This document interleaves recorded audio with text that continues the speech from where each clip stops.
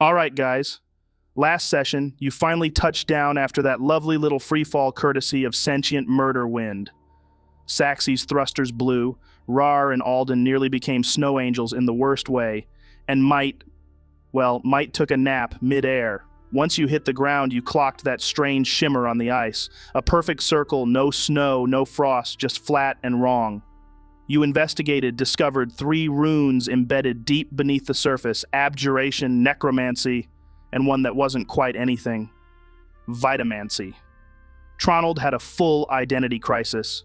Celestia played with sacred flame. Raarh tried brute force. Nothing worked. Until Saxy turned himself into a human welding torch and burned a hole straight through what turned out to be magically reinforced, self-healing, diamond-tier glacial ice. And at the bottom, a corpse, frozen mid-reach toward the runes. A final gesture, sealed in death. Tronald sat down beside it, cast retrospective gaze, hand-brushing bone, ready to see what this poor bastard saw before the end. And that's where we left off. So you're all there. The runes glow faintly, the ice steams, and Tronald, you're reaching into the mind of a dead man. Yep, indeed I am. Show me what you've got. Please don't let it be just slowly freezing to death. Your hand touches bone, and in an instant, your breath is gone. You're not you anymore. You're him. You're running, sprinting, limbs half frozen, chest ragged. Your boots slip on shattered crystal streets, broken by something far greater than war. The sky above is gone, capped off, sealed behind a dome of ice that glows with ancient wards. You gasp, suck in air that scours your lungs like broken glass. Behind you, laughter, sick, shrill, inhuman, not mirthful, not mocking, just wrong. You glance over your shoulder. The streets are choked with corpses, tens of thousands. Towering warriors still gripping broken swords. Mothers with their children curled to their chests, ceremonial robes soaked in blue-black frost, dogs, cats, horses, all frozen mid-movement, all still, all perfectly preserved. You're the last. You hurl yourself into a lift, no gears, no ropes, just a rising column of light that hums with vitamantic circuitry, something ancient and beautiful and lost to the world above. You ascend, higher, higher, too high, then it stops. You look up, and your heart seizes. The city's dome has sealed over, a smooth, impenetrable iris of glacial sapphire. You're trapped. No sky, no stars, no way out. But you don't panic, not yet. You focus, you draw on life, not your own, but the echo of all that died. You burn the power into your veins, into your voice. Vitamancy, pure, terrifying, desperate. It cuts through the ice, slowly, painfully, but it works. You carve your way up, hands blistering, arms screaming. You climb, you crawl. There it is, just feet above you now. Light, sunlight, you can see it through the thinning veil. You begin the ritual. Your hands shake, bloodied and raw as you etch 3 runes into the surface, one after the other. One glows blue. One glows violet, the last white gold. You did it. It's working. You feel the channel open. You just need to touch it. Then, laughter. Close now. Inside the tunnel, you freeze, not from cold, but from something deeper, older. A presence enters the space behind you. You turn. There's no face, just shape. A shifting shadow of frost and void, limbs that don't move right. A body that remembers being human, but forgot how. It raises a hand, if you could call it that. Shh, a whisper, and something pierces you. Not steel, not flame. A psychic lance through the soul. It doesn't hurt, not at first. Your mind tries to scream, to understand. But all that comes out is, why, and then, shh. The voice slides through your head like silk across wet stone. A lullaby in a dead tongue. And you feel it. Not rage, not malice, but something else. Comfort. A final embrace. The form, if you can even call it that, draws closer. No eyes, no face, just the idea of a person. It leans in. Its shape moves like it's underwater, always shifting, always wrong. And yet, so tenderly, it holds you. Like a mother soothing a fever, like a lover saying goodbye, like the last warmth before the cold takes you forever. Frost spills across your limbs, not in jagged pain, but like hands brushing snow over a sleeping child. Your heart slows, your breath stills, not to kill, to preserve in its finality, in silence, in eternity, a frozen prayer, a monument to fear, to love, to failure, to memory. And just before your mind fades, you understand. It didn't want you to suffer. It just didn't want you to be alone. And then black. You come to, gasping. Tronald again. But the echo of that voice, the shh, still lingers in the back of your skull, like something that knows your name. Joe, I press my back against the ice, kicking myself away from the skeleton. Though there's barely any room to move, my boots scrape awkwardly across the frost as I drag myself back. My breath's ragged, my heart's racing. I'm back, but it doesn't feel like I am. I just stare for a second, then shake my head. That was horrific. I feel, I look up at the guys, but I'm not really looking at anyone in particular. He was running, panicked. Everyone was dead. I mean, everyone. Families, soldiers, even the fucking animals. And whatever was chasing him, it wasn't running, it was laughing. And when it caught him, it didn't tear him apart, didn't stab him. It just silenced him. It was like, shh, like putting a finger over your lips while it ate his soul and wrapped him in frost. And here's the thing, it didn't hate him. It just didn't want him to be alone. So, what, in its point of view, it saved him? In the most messed up, horrifying way possible?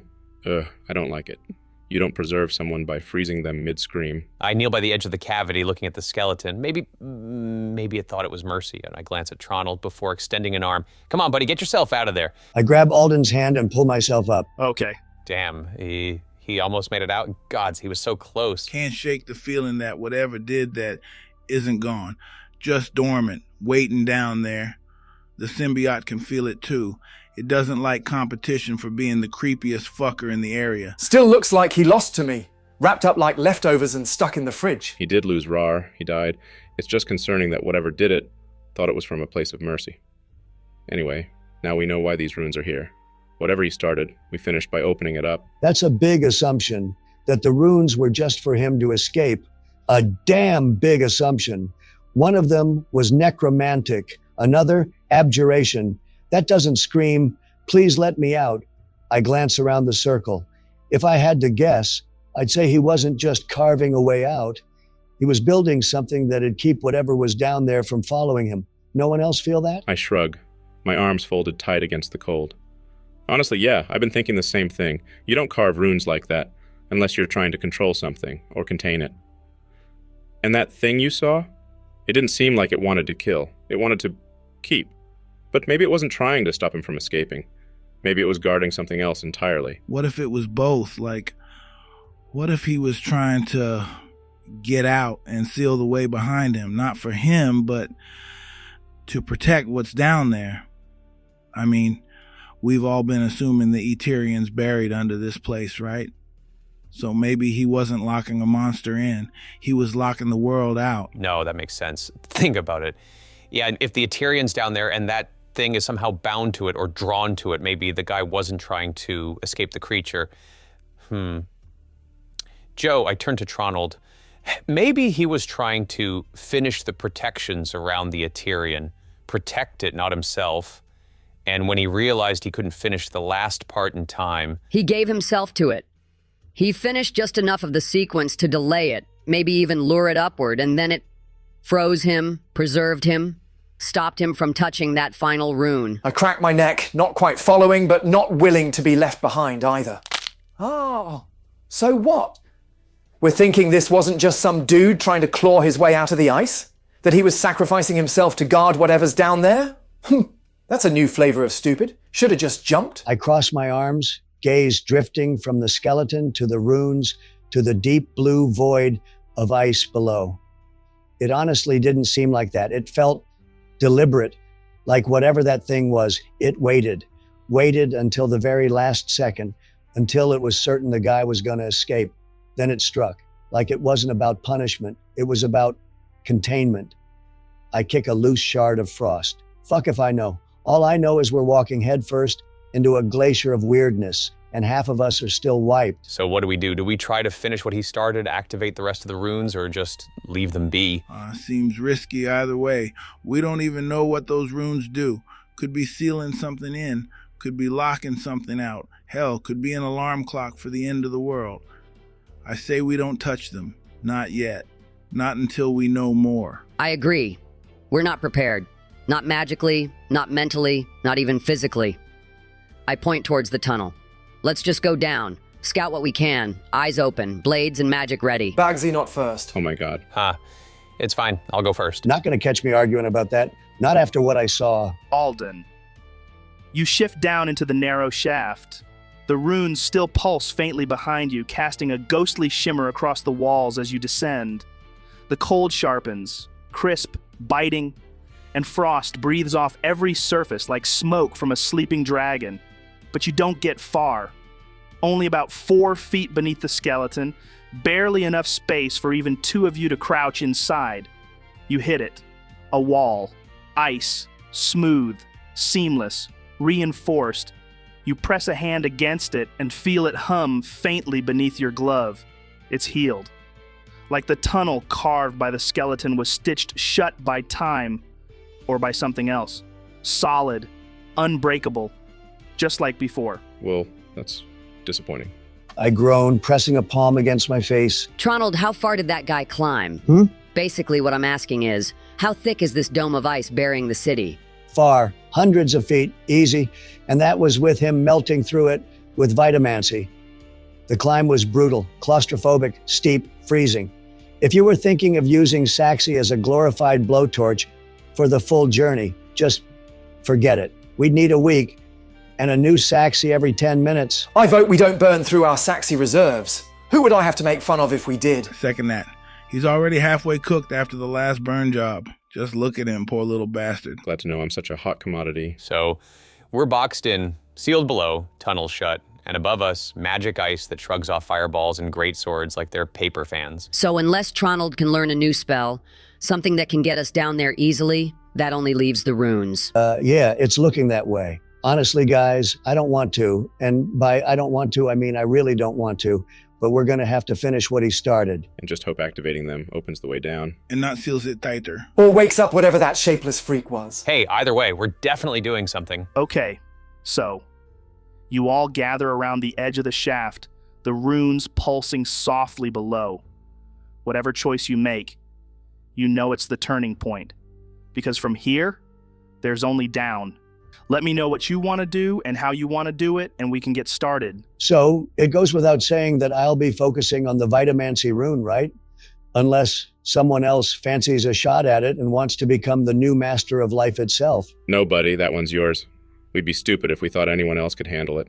The necromantic one, though, who wants to volunteer for the creepy glyph? I'll take it. I'm probably the closest to necromancy among us. My patron, deity, whatever you want to call him. He's the grandson of Asmodeus, guardian of hell, overseer of the afterlife. Death and I have a rapport. Actually, I'd say Raarh might be closer. What with his whole Nepthet Ka and Anubis dynamic. Dude's practically got death on speed dial. It's true. Okay. But do you really want to put Raarh at the helm of a delicate, magical, necromantic ritual? One that could possibly explode, curse us, or worse? No, you don't. But hey, Raarh, you want to help me out? Be my second? Don't see why we can't double team it. Fuck yeah, I'll give it a go. I'm good at magic stuff, especially the deathy kind. Uh-huh, sure you are. All right then, that just leaves the abjuration glyph. I'd be more than happy to take that one, if only by the fact that I can make my armor class 30. Seems poetic. I work with the sigil of protection. Yeah, I can't argue with that, so we're all ready to go. Fuck knows what you're supposed to be doing, but good luck. And hey, Raarh, make sure Celestia doesn't fuck it up. I got you, bro. Shh, screw you, man. The moment your hands reach out, all at once, your fingertips brush the runes, and something happens. Tronald, yours hums like a memory of thunder, low, coiled, alive. It pulses once beneath your palm, and in that instant you feel power, the kind that rearranges bones, rebuilds minds, rethreads the fabric of life. It's ancient, but it's curious, like it's been waiting for someone who remembers what it means to be alive. Celestia, yours isn't warm, it's cold, a chill not of wind or winter, but of silence, the final silence, the moment between a last breath and the first decay. Your hand trembles slightly as it meets the violet glyph. It pulses slow and heavy like a heartbeat that's already stopped. You feel it see you, and it knows what you've done and what you haven't yet. Alden, yours is precise, structured, like a wall that understands it is a wall. It pushes back against your hand, not rejecting you but testing you. It wants to know, will you hold, will you break, will you shield others or simply yourself? Its pulse is fast, purposeful, controlled chaos. And then, time lies to you. The moment lingers like a dream, each of you wrapped in the story of your rune. It feels like minutes, but it's not. It's less than a second, because that's when it happens. A screech. It's not just loud. It's not just sound. It's pain, metal, ice, and death screaming through the sky. You all spin toward it, eyes burning, teeth clenched, and you see it. That same impossible storm, that wind, that presence, the one that slammed you down, that nearly killed Mite, that tore your spells apart. It's back. Oh, fuck. No, it never left. But now, it's noticed you. Truly noticed you. And it's coming. Full force. Straight toward you. Fucking quick, everyone. It's coming. Joe, how long do I figure we have before it reaches us? Make a perception check for me, buddy. That's a 22. Saxy. Your eyes sharpen. Your focus locks as your thrusters still hiss softly from the heat, still leaking off you. The thing's shape cuts through the sky like a thunderstorm. It's no longer swirling aimlessly or patrolling like before. Now, it's committed. It's moving with intent, dead straight, right at you. You track its speed. Your eyes twitch as you calculate. 20 seconds. Tops. Guys, you got 20 seconds to get us inside, or we're gonna be storm jam. The wind answers you. Another shriek rips through the air like steel being peeled apart. The sky seems to fold behind it. What are you doing, guys? Joe, I immediately begin channeling magic into the rune. Same. Yep, I do the same, Joe, channeling all my magics. I do the same, but can I figure out what needs to be done? This quickly? You're not completely sure. Give me an Arcana check, buddy. This will see if the information will come to the top of your head quickly enough or not. That's a natural 20, Joe. Nice. For a total of... That's for a total of 29. That's sweet. So, Alden, with a 29 Arcana, here's what you get. As your fingers hover just above the rune, there's a sense of pull, not physical, but spiritual, intuitive. You sense clearly that the rune wants to be fed. It craves arcane energy, pure and potent.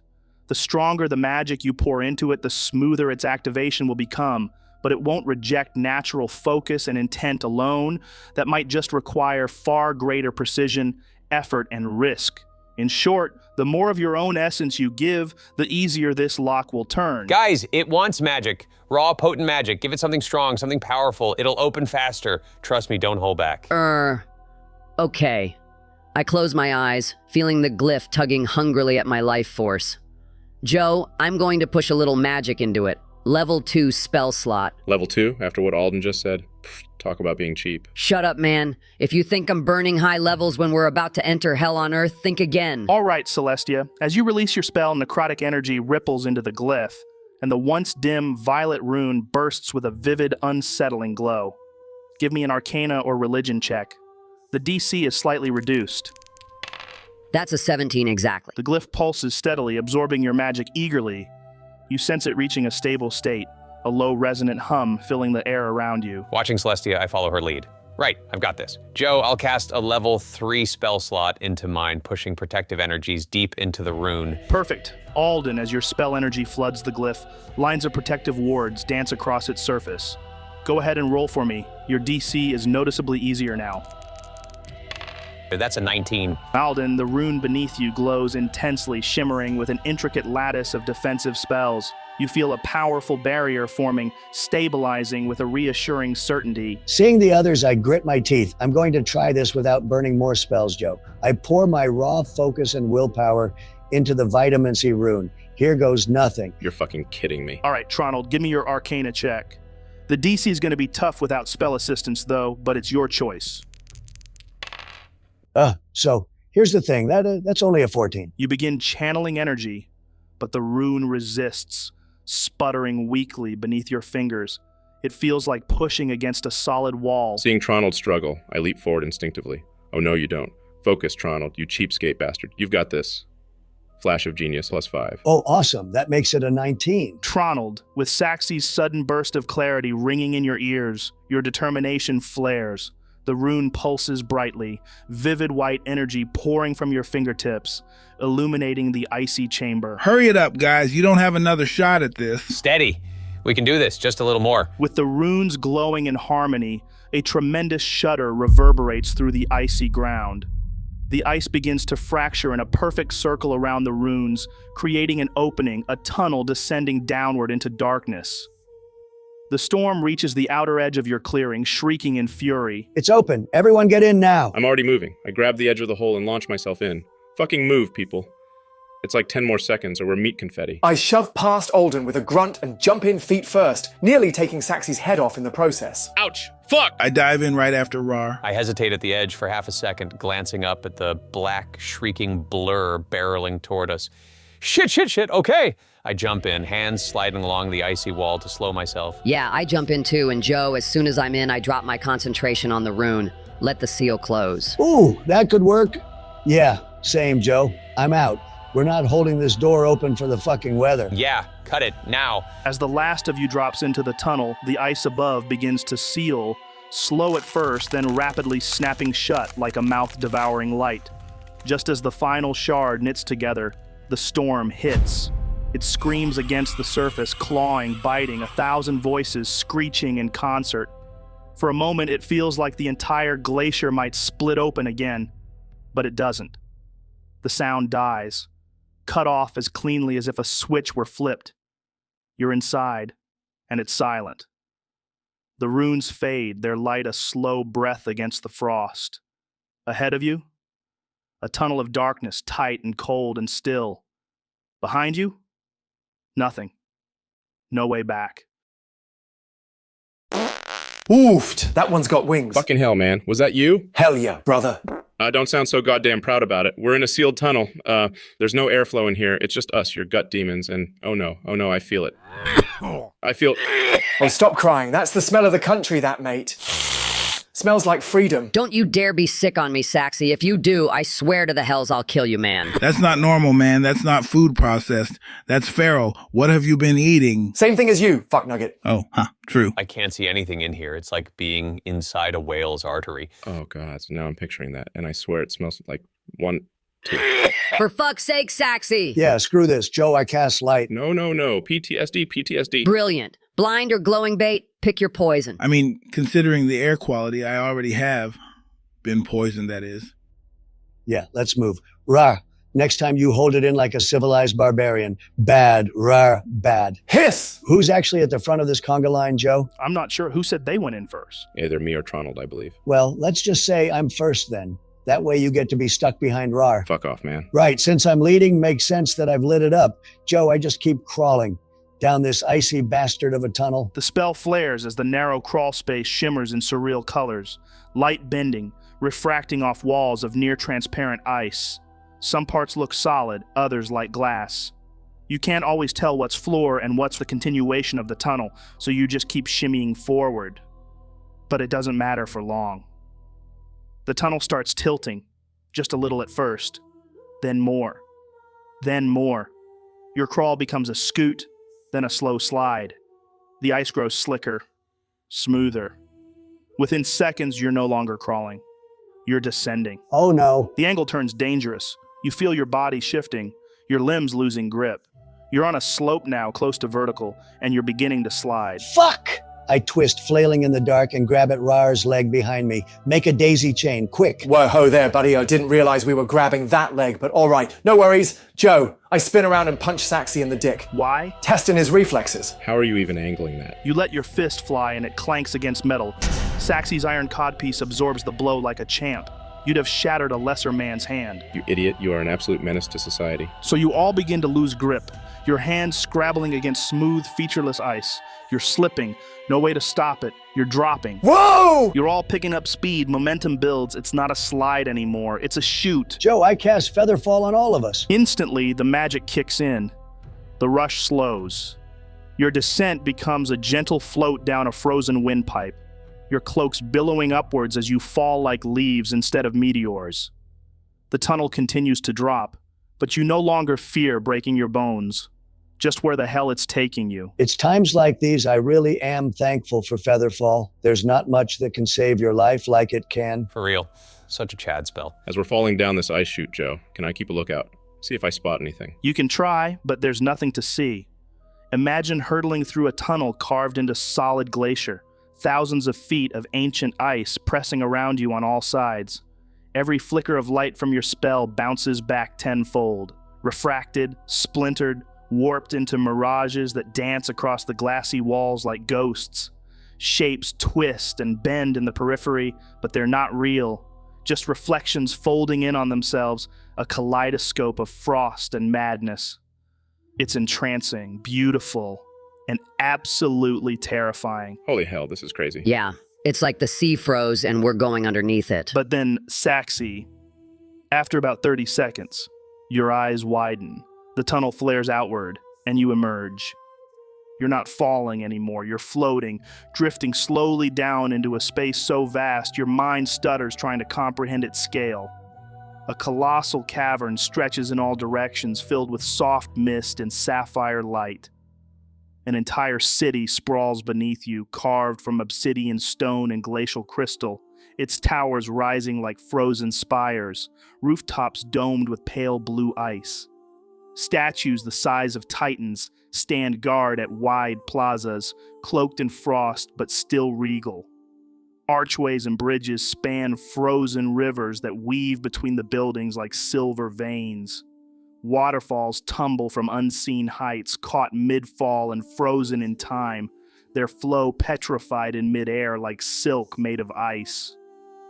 It's alien, it's ancient, it's breathtaking.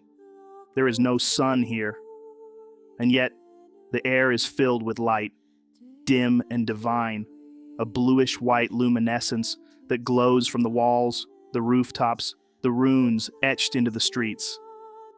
And then you see it. A spire, a singular spire.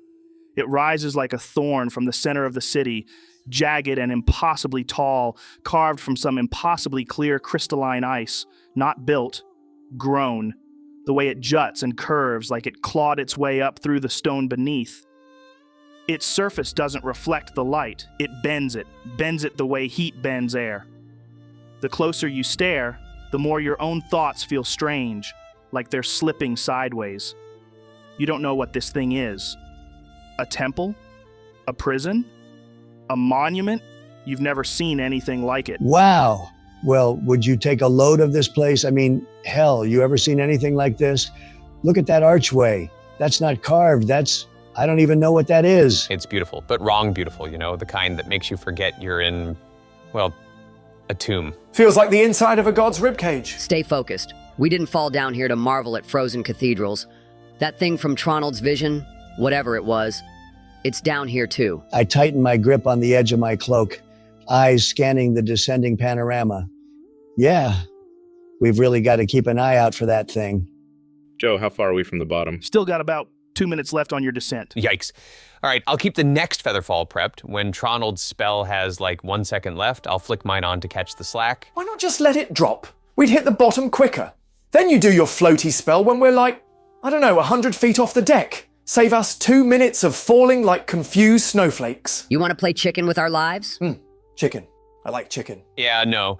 I think I'll just go ahead and not gamble everyone's spine for the sake of a spell slot in a couple minutes. Thanks, though. Imagine dying because you tried to optimize gravity. Yeah, let's not get fancy, Raarh. I'm always fancy. You and Alden featherfall back and forth a couple of times, trading the spell like a well-rehearsed duet. And honestly, it doesn't even feel like 2 minutes.